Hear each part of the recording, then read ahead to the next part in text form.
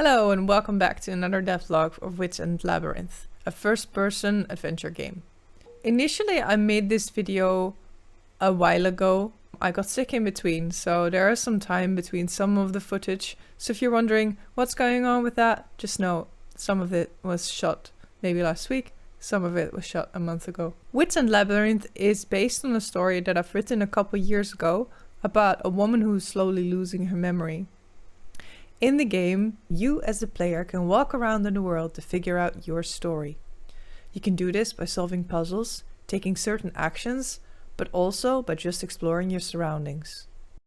Some features in the game: a maze that shifts, rotates and rearranges itself as you explore, personal objects to collect, each revealing a memory fragment, environmental puzzles tied to memory discovery and progression. A world where reality, imagination and memory blur together. I'm going to give some descriptive information about the first level. There might be spoilers here. If you do not want to hear them, skip this part. You start out in an empty room with barely anything in it. Where am I? This room. It's empty, but it feels old and familiar. Nothing seems out of order. Going through it, you will have to figure out how to open the door. This will give you the first few clues about you and your world, but you can't see them yet. Going further in the labyrinth, you're slowly introduced to the game mechanics. There's always a way out, and always a key. That I do know. I need a key for this. At this point, the game is still introducing you to some new mechanics, and one of them is this really scary creature that will come at you and drag you down to something I call the penitence level.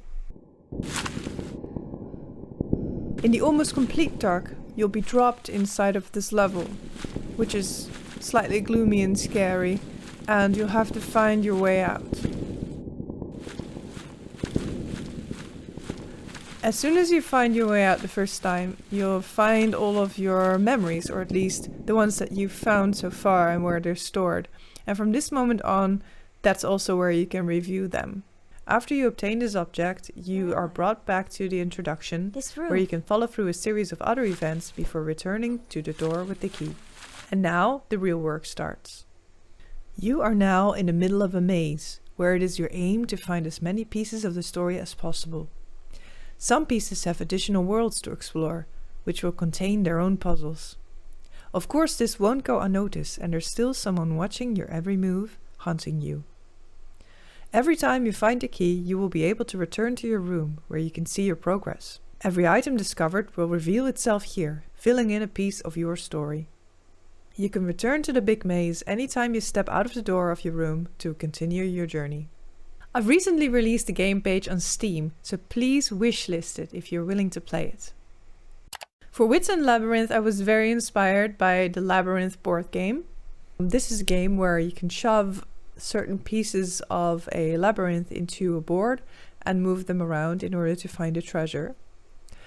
And I used to play this game a lot as a child, and it keeps coming back to me. One day I was testing out some techniques in Unreal Engine, and I realized that maybe this could be something really cool for a game. One thing led to another, and before I knew it, I was making a huge game. I've actually started another game before, but I decided it was too precious to make something of this story, that I decided to actually put it aside and start this game, where I ended up making it about the same story. So here we are, now I'm doing it, and I'm actually pushing through. My visual inspirations are mostly deriving from Jim Henson, especially the movie Dark Crystal and Labyrinth. These movies are really cool because they were made solely with puppets in a time where visual effects and computer graphics were quite expensive. And because of this, a lot of the mimics and the way that things look and the vibe is it's very fantasy, and it feels very nice. It's not so plasticky as a lot of modern things are.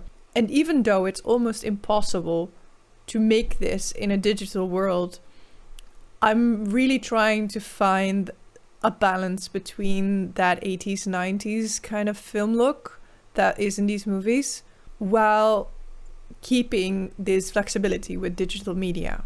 One of the main inspirations of most of the movies that I've just mentioned is an artist called Brian Froud, and he's the father of most of these creepy but kind of cute creatures.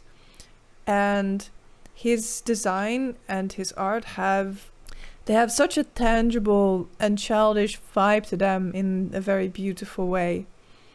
And the world and the creatures he creates feel magical on their own. And sometimes they're somewhat scary, but they're never true horror. And that is something that I really want to go for in the game. Because we're looking through the eyes of a child, which means that it should be scary, but it should never get gory or truly gruesome. I'm primarily looking for a certain atmosphere that I think would fit really with this 80s kind of puppeteering vibe, because I want it to feel real, but it also needs to be a fantasy environment. Some things that I've been working on that I already dodged. One of these things is the sanity system. It's still somewhat there, but I have heavily cut it, because the idea was that the player would have a sanity score. So if the score would be at 100 or 10, then they would be completely sane and they would see the world as it is. And the more they would get damaged or have negative responses, negative reactions, they would lose sanity. Depending on their sanity score, they would end up in a certain level in the end of the game. This proved to be way too complicated for my story, because I already had a story and already had a gameplay, and this on top of that just made it almost impossible for me to actually figure out a way to finish it. Therefore, I shoved it aside. There are still some kind of changes when you are hit by an enemy. In this case, that's the penitence level, but not in this way.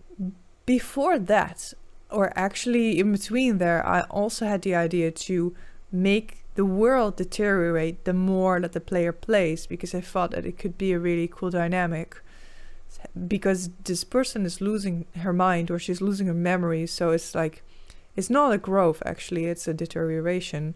However, because of the way that games work and because of the way that our brains work, this would have been a very unpleasant game to play, because there's nothing to win.